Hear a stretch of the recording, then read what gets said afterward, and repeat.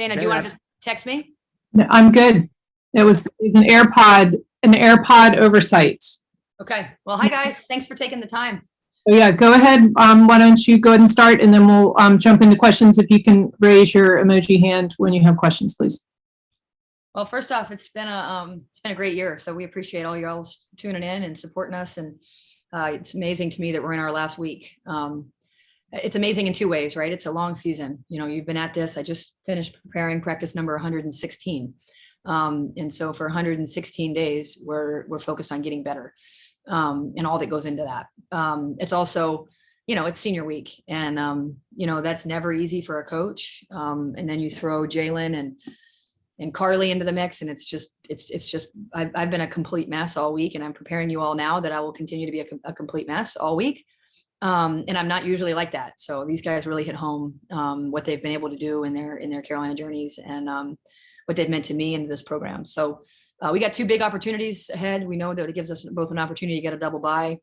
We're also still playing for to host in the NCAA tournament. And had you told me that in August, I wouldn't have necessarily cared. It matters about what the work you do in the season. And we've been a lot of work, and we've proved a lot of people what we're about. So I'm happy to take any questions people have about this group.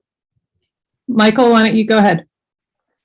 Hey, Coach, sort of in the same vein of what you said about playing to host in the NCAA tournament, could you have thought that your team would take this jump from year 2 to year 3? And if so, have you had to sort of recalibrate your expectations for the team as the season's gone along and you all kept winning?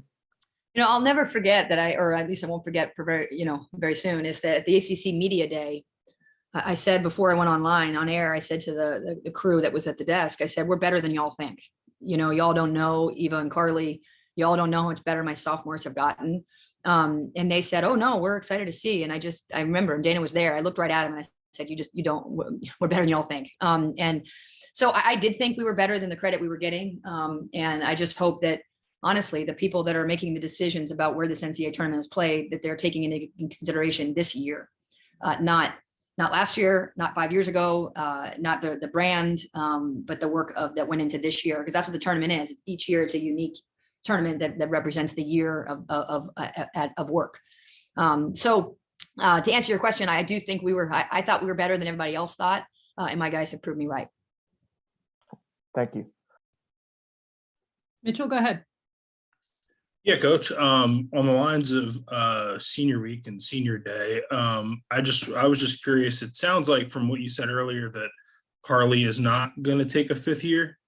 She's going to try. You know, the NCAA hasn't made that decision in terms of, you know, the Ivy League really got a bad deal, you know, because especially I feel for her as everyone's posting these videos of like, I'm coming back for my 5th year or my, you know, and she didn't get that opportunity yet by the NCAA. So we're going to give her a senior night, and we hope that, like her and I do, we run things back. So we'll hope we run it back next year, but we're not sure yet. Okay, gotcha. So we're still kind of waiting and seeing on that front. Okay. Yep. Solomon, go ahead. Hey, Coach. Thanks for your time. Of course. So obviously coming down the stretch here with 2 last games against big time in conference, you know, obviously in conference rivals, what's the energy been like around practice, and what's the prep been like for 2 really important games against big rivals? Yeah, you know, we were like everybody this time of year, we're a little fatigued, a little banged up. So we actually gave them a little bit more time off than we typically do, so that we can taper into the week with like, okay, guns a-blazing. So we gave them yesterday as a treatment day, and a light shooting work day, and a cardio day, and the off their low impact stuff. But they all came by. You know, this is a group that really loves Carmichael and loves being in our offices. So didn't feel much like a day off in that way. But yeah, I think these guys know their focus. I think they proved that when they followed up the opportunity we had to beat Louisville, and then doing the same at Florida State. So these guys are, you know, they've got a fire in their eye, and they're committed to the mission that we've been on all year. RL, go ahead. Hey, Coach, there's a retired Hall of Fame coach who complained a lot about having to coach effort. There's a current coach who's complained that he's not an effort coach, he's a basketball coach, and he shouldn't have to deal with that. Correct me if I'm wrong, but I don't think you've ever had problems with effort on this team. Is it that Is it about women's basketball players? Is it about your team, this group? Is it about your coaching philosophy? How do you explain that? Yeah, I mean, I can't speak for anyone else's teams. I don't know how they're run. I don't know how they're recruited. I don't know any of that. But this particular team, they practice as hard as they play. Their actions match their words. And I hope that teams, I always say, I think teams take on the personality of its leaders.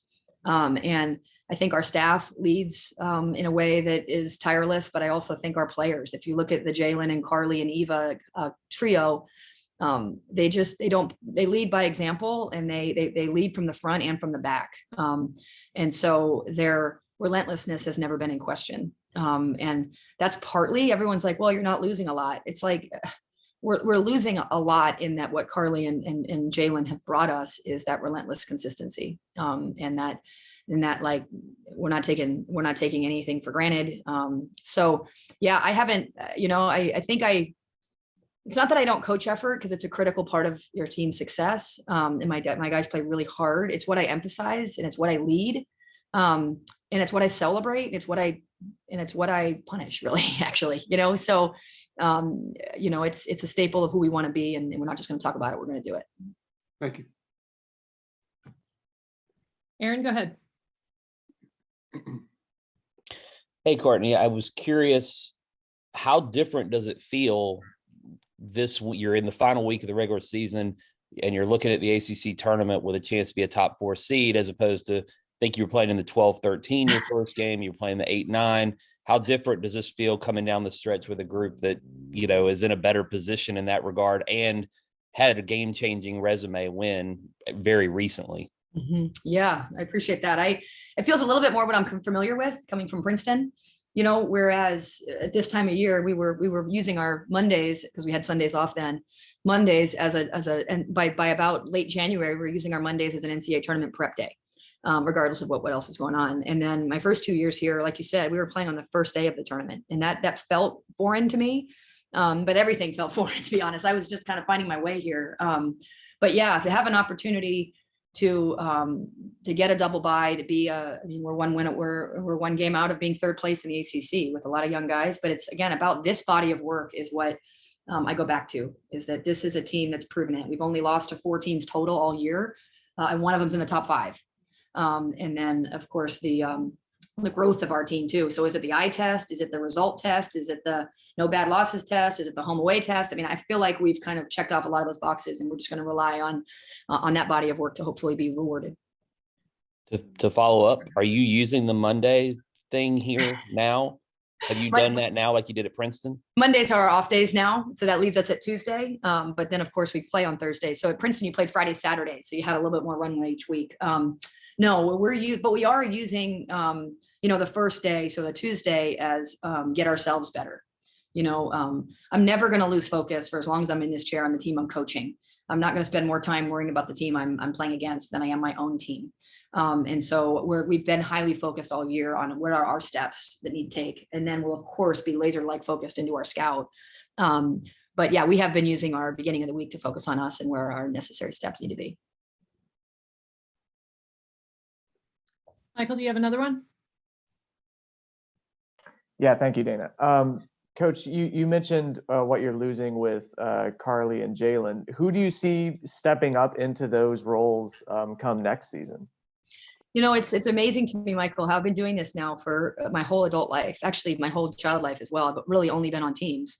And it's just amazing to me that every year is so uniquely different. You literally start over. If not, I would have had the blueprint, right? And so I save every practice I've ever coached. And I'm kind of questioning why, because I don't go back to it the next year and say, all right, where did I start last year? Every team is so incredibly different. And so, we will, as soon as this season's over, we're going to give ourselves some time to rest and recuperate and separate. And then it's truly the organic process of creating your new team.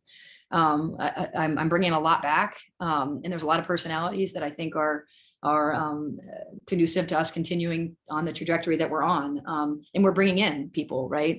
So, I'm not able to answer that question right now, but I can tell you with confidence, I really like who I have coming back. And just as a quick follow-up, with Tiani and Kayla and Ariel obviously being out for the season, how have they like, what's their attitude been like during the year? Because obviously it has to be frustrating, Yeah. not even getting any games in. Yeah, I mean, when you know, you don't forget those days when Tiani went down and you knew it was an ACL, when Ariel went down and you knew it was an ACL, and when Kayla got, I was going to her monthly appointments and hearing that the progress was such that we were going to probably have to wait a year. It's just gut wrenching. It's awful. But we're seeing the bright side of that, right? I mean, obviously we're doing quite well without them. And what they're doing is less in Ariel's case, and she has enough college experience that she didn't need a year off to gain more. But Kayla and Tiani, think about the advantage they have. They travel, they do the scout, they're responsible for the scout, they get quiz like everybody else. They're in the weight room. So Tiani has gained this considerable amount of muscle. And Kayla, same thing. She's able to understand our system and stuff. So it ends up being an awesome thing now that we're in late February. It was an awful thing in November, in December, but their attitude has been awesome. They've really dialed into knowing that. I mean, they both asked me, do we get to be in the running for rookie of the year next year? And I said, yeah, that's the rule. You didn't play a game. So they have their eyes set on making an impact right away next year. And we do too. Thank you. Mitchell, go ahead. Yeah, Coach. You mentioned Rookie of the Year. I wanted to ask you about Player of the Year because it seems this year in this conference it's kind of open. It seems like there's 5 players you can make a case for. Would you like to make a case for one of your players? I think when you look at what Deja's done statistically over the course of this year, and her impact on our team, and also on the impact on the growth of our team, she's went up in every statistical category, both sides of the ball. And if you take it, I guess it kind of looks at, do you look at Player of the Year? Is it based on statistics? Is it based on impact on that team? Is it based on if that kid was removed? What's the success of your group? And I think Deja's consistency and fearlessness and production is important to this team's progress. It's important to the wins and the very few losses. And so, she's not a senior, but it's not called the Senior Player of the Year, right? It's called the Player of the Year. So I think it's really going to come down to what people decide is most important. And to speak about Deja's impact on our whole, both in the games and in the consistency and the production, but also in practice and her commitment to making sure this team feels like we're good enough every week words can't do justice. So I hope we look at her improvement, her impact on our team, and where would we be if she wasn't on our team? I think that's an important thing to think about as well. Thanks. Yeah, thank you. RL, go ahead. Hey, Coach, obviously Deja got the NIL deal last week, and I don't know if you can speak specifically to that, but in general, how important to your program is a deal like that, and can it help on the recruiting trail? Yeah, Deja's got a bunch of NIL deals, like more than you can imagine. She's making more money than you can imagine. And so that's what's funny is all that the Duncan thing has really taken off. It's like Outback, and I don't know what I'm allowed to talk about either, but I can tell you she's doing quite well for herself. And what I'm really proud of, honestly, RL, is it's not a distraction. And that's really hard. If I was able to share how much she's making, you would be astonished. And she just doesn't. It is not a distraction. She's not been late to one practice. She's not been more fatigued. She's not been more important. She's only been committed to the collection of our group and the connection of our group. And the amount of pressure she has to carry through that she's a remarkable human being, and that she's done that. But it's substantial enough. She's with WME as her agency. They have Candace Parker and other such people. I mean, substantial enough that she has someone who's helping manage her finances and stuff. So she's a delight. And that's what I'm most proud of. Isn't that she's famous and all that. It's more that how she handles herself inside our locker room and inside our lines. But potential impact on the program, is that something that might help on the recruiting trail, do you think? I think a lot of coaches are lazy and talk about the NIL, like, look what we can do for you. And then they get there. And my question is looking at are you looking at impact or finances, and how does that get monetized? And what I tell our recruits is that I'm committed to helping you understand and helping you work through and be creative and innovative about how to utilize your name, image, and likeness to the best to you, what's important to you. Right. And so if some people, that might be a camp in clinic industry or speaking engagement industry, for some, it might be social media platform, which is largely where Deja's value has aligned. But I think these student athletes that end up at North Carolina are smart, talented, and they're impactful. They're big fish in a big pond. And so I talk more about in recruiting. I'm going to help them think thoroughly and thoughtfully about what their impact can be in the NIL space. Thank you.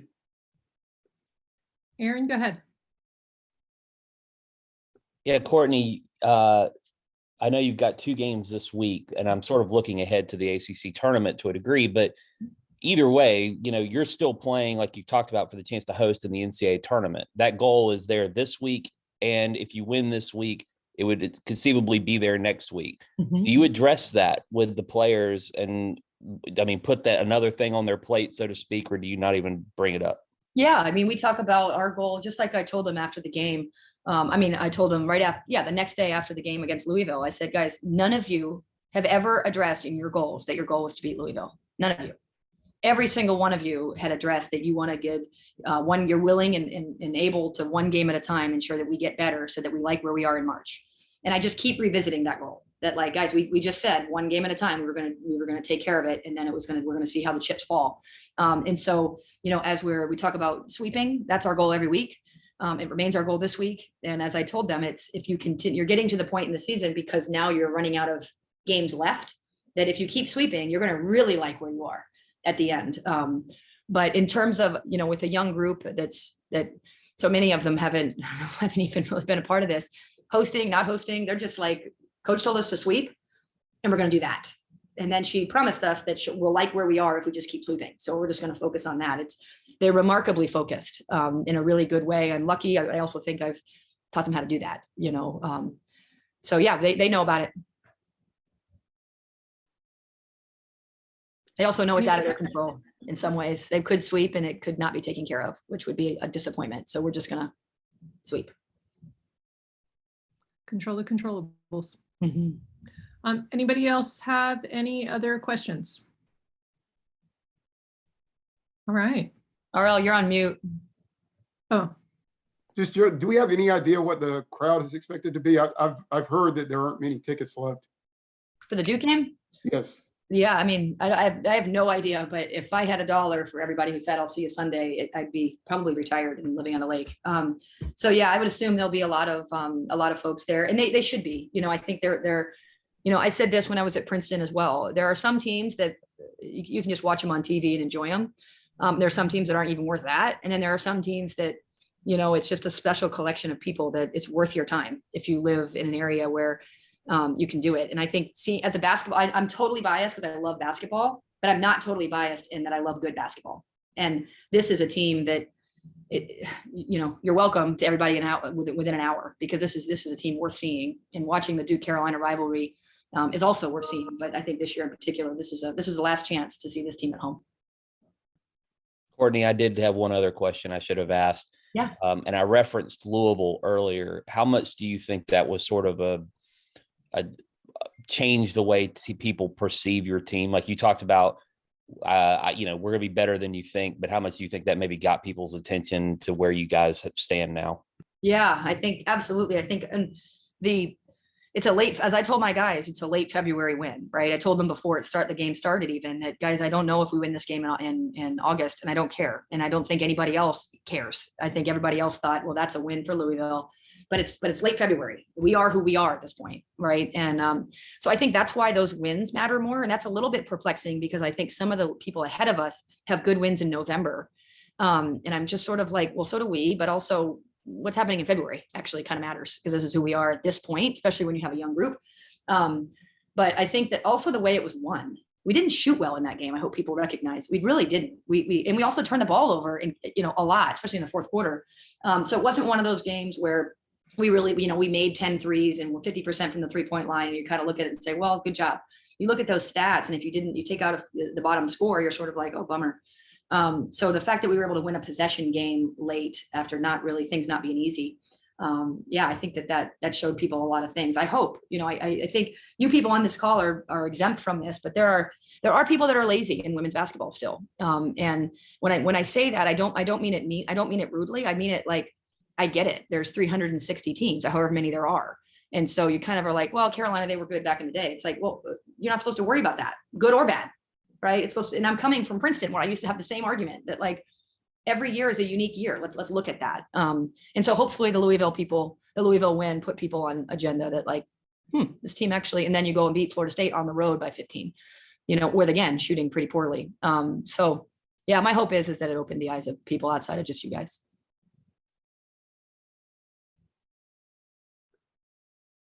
Not that you guys are not. No, they're not. That's the thing. If you guys would just clone Right. yourselves, Oh, yeah, that would be ideal. Clone yourselves and move all the way around the world. That would be awesome. yeah.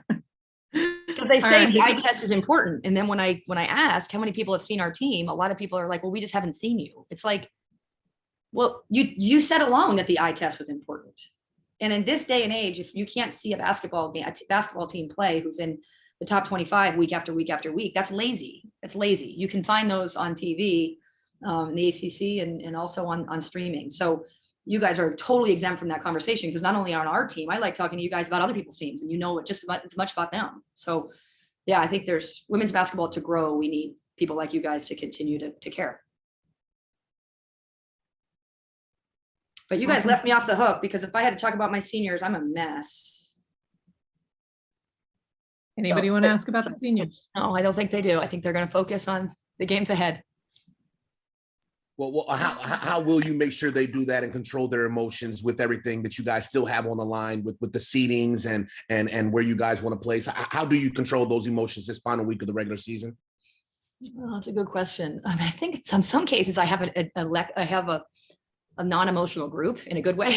They're just basketball heads. I love it. But I think part of it is I'm just going to own it. I told them at one point during the year, we had some COVID scares and I told them, listen, I'm pretty authentic about my emotions and like, I'm a freak right now about COVID. So like around me, just have your mask, double mask, and like, let me sleep at night. Right. So I'll probably make sure they know that this is a hard week for me. And I need you, because I think I don't think you get far in life by keeping important things a secret, even if they're hard to talk about. Right. And so there's no secret that Carly and Jalen are two of the more impactful human beings I've ever been around for me.